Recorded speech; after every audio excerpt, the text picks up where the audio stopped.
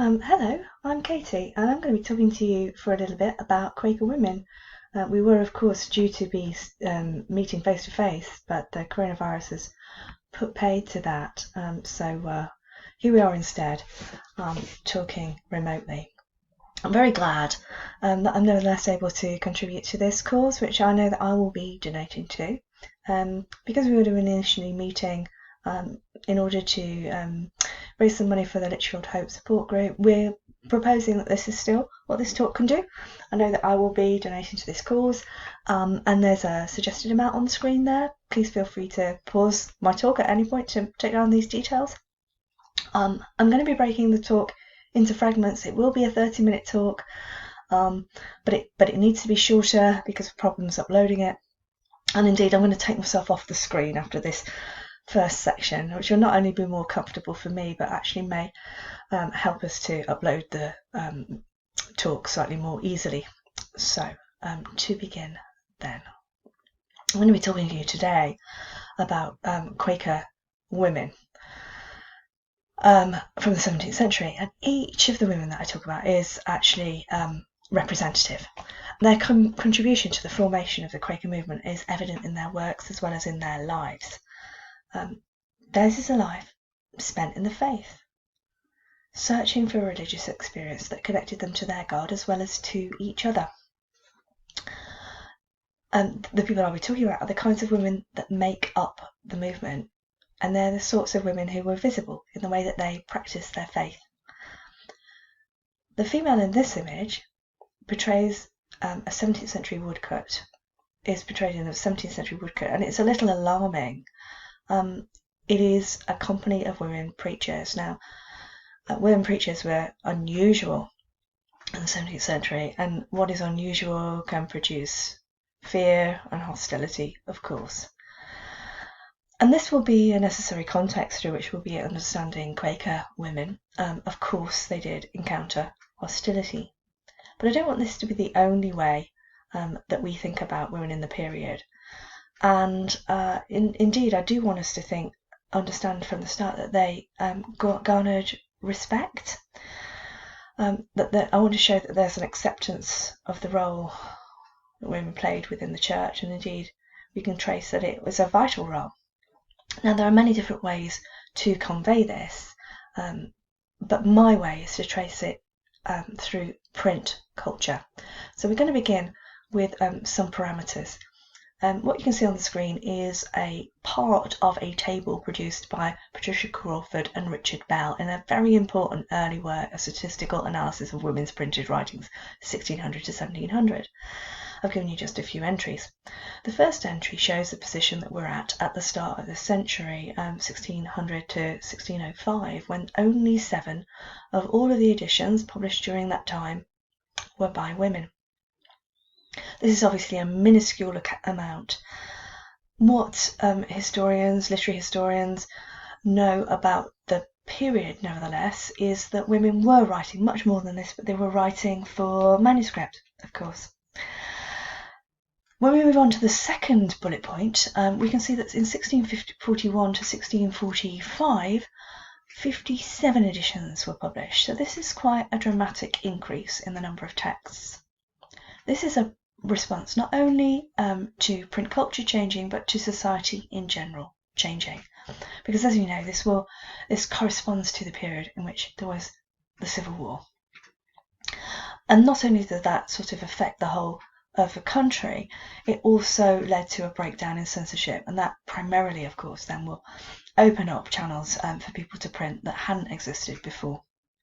Women could be beneficiaries of this. The third bullet point is 1656 to 1660, by which point there were 74 editions by women in print during that 5-year period. And by that point, the Quaker movement was in existence, so a fraction or a proportion of this figure will be Quaker women. Glad to say.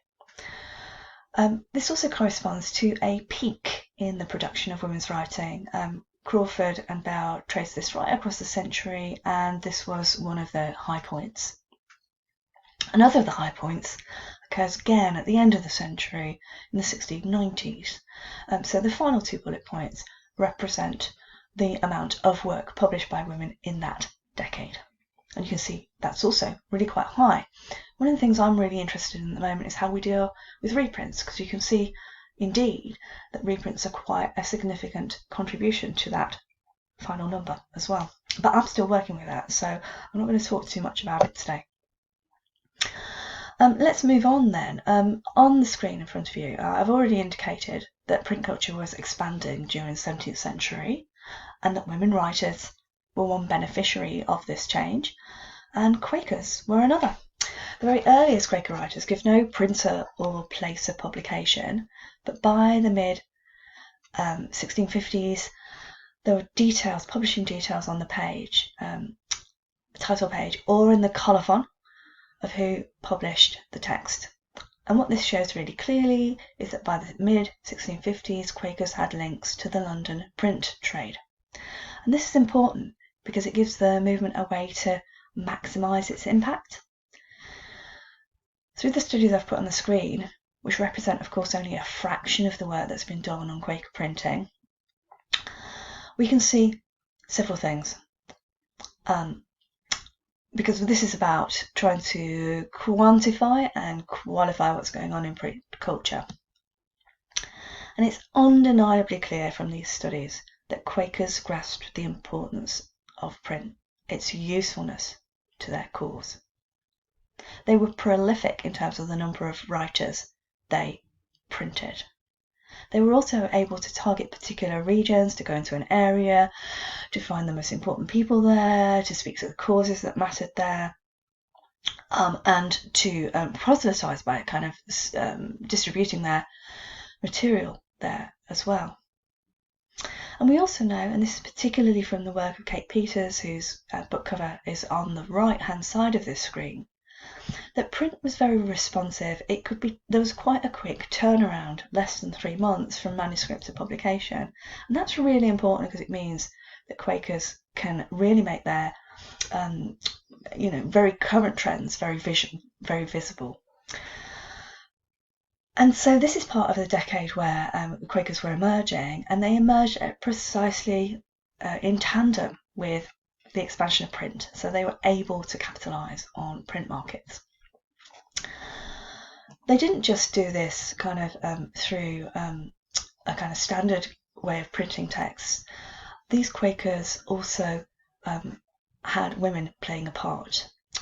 There's one female printer, and she's called Mary Westwood, and she's very important. In the 1650s, she's responsible for the text that I've given you on the right-hand side of this image, which is the front cover of a work which is a protest against paying the tithe.